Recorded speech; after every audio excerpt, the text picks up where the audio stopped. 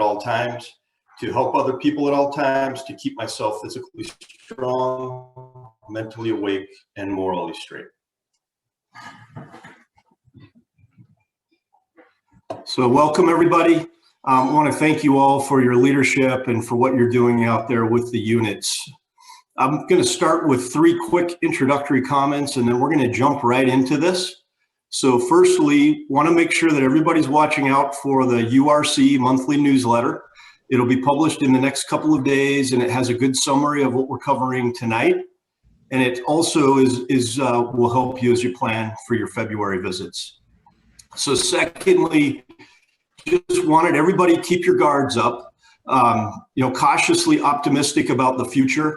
Close to home, some good news in Hamilton County. It was purple and it went to red last Thursday. So, good direction for that to go.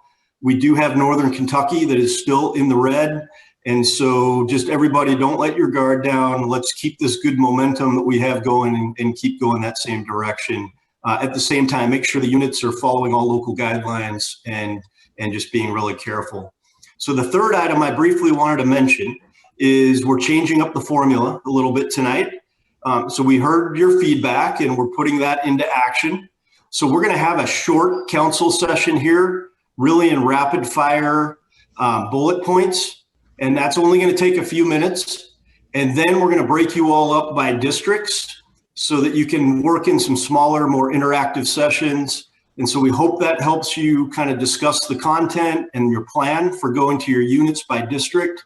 And then just a better forum where you can have smaller group discussion and talk some of the common challenges and hopefully some of the common triumphs that you can then pass on to others. So let me briefly identify the agenda, and then we're going to go into those rifle shots and then get you into some breakout sessions. So we're going to have four presenters tonight. So first off will be Mark Jensen. He's going to be talking about the best practice sharing.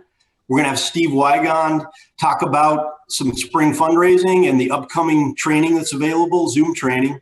Alex Wrights is going to do camp promotion info.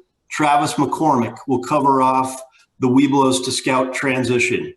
And then back to me to finish it out. We're going to go over the 5 or 6 things you'll be collecting in your February visits, and then you're off to breakout sessions.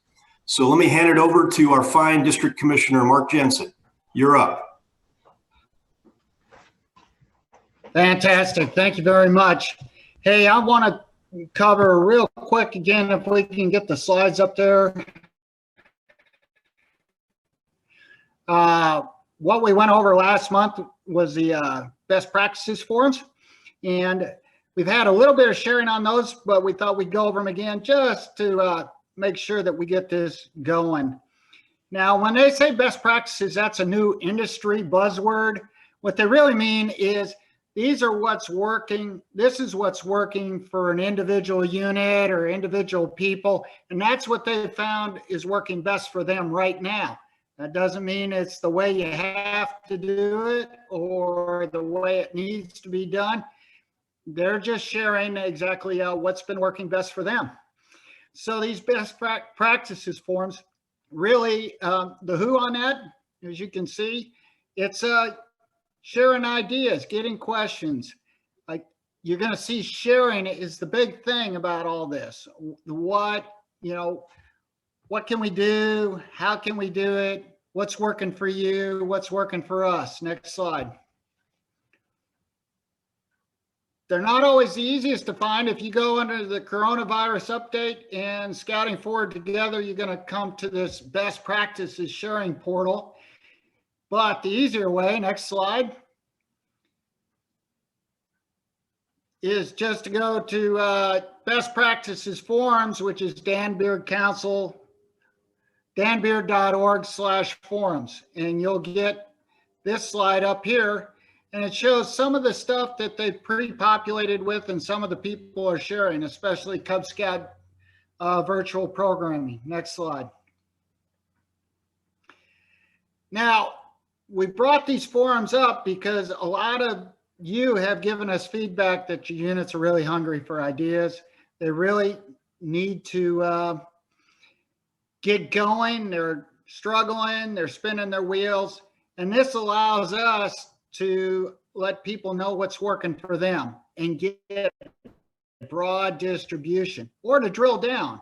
If your folks have questions on how they're doing it, why that's working for them, or what's different about them so that you can adapt, that's what this is for.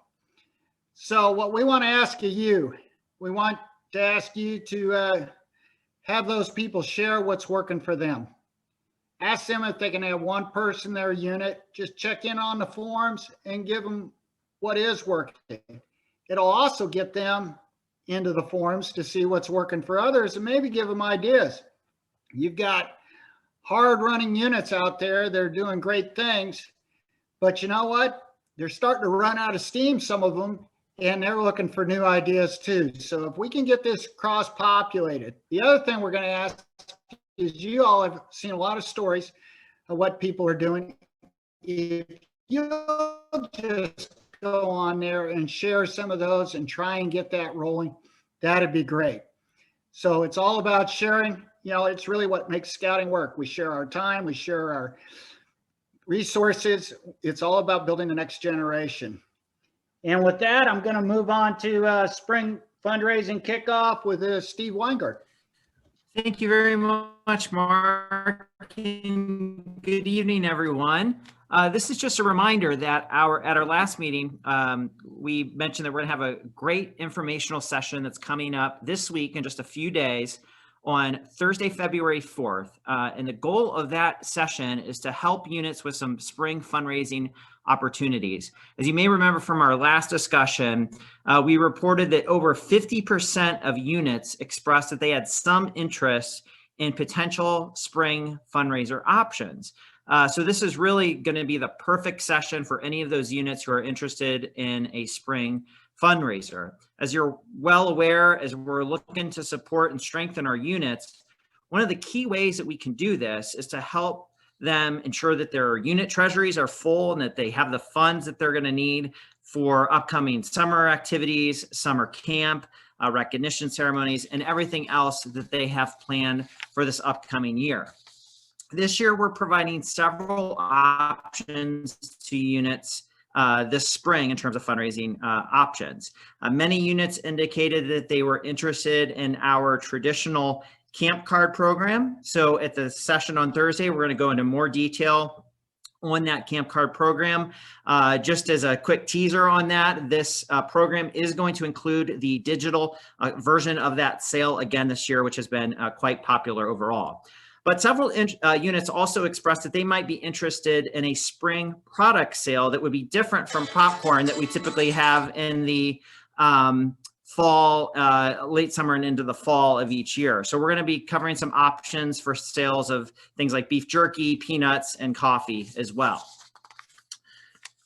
So reminder units, especially for any of those that indicated that they were interested in spring fundraising opportunities, that there is an informational session this Thursday where they can learn about ways to generate some additional dollars for their units and for all the activities that they have coming up.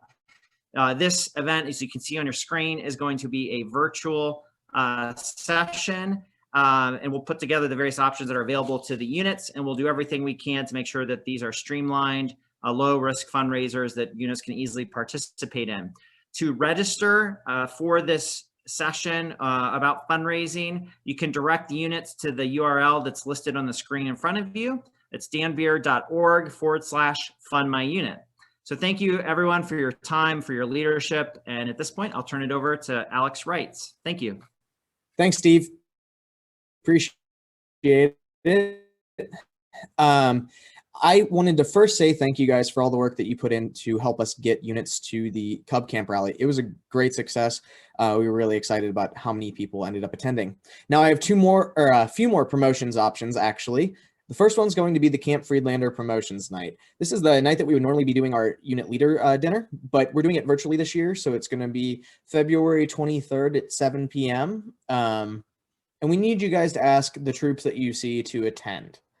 Registration is going to be on the calendar under February 23rd at 7 o'clock. So next slide. little too far. All right. So the next one is a couple Cub World promotions opportunities. Like I said, we had about 75 people that attended the Cub Camp rally.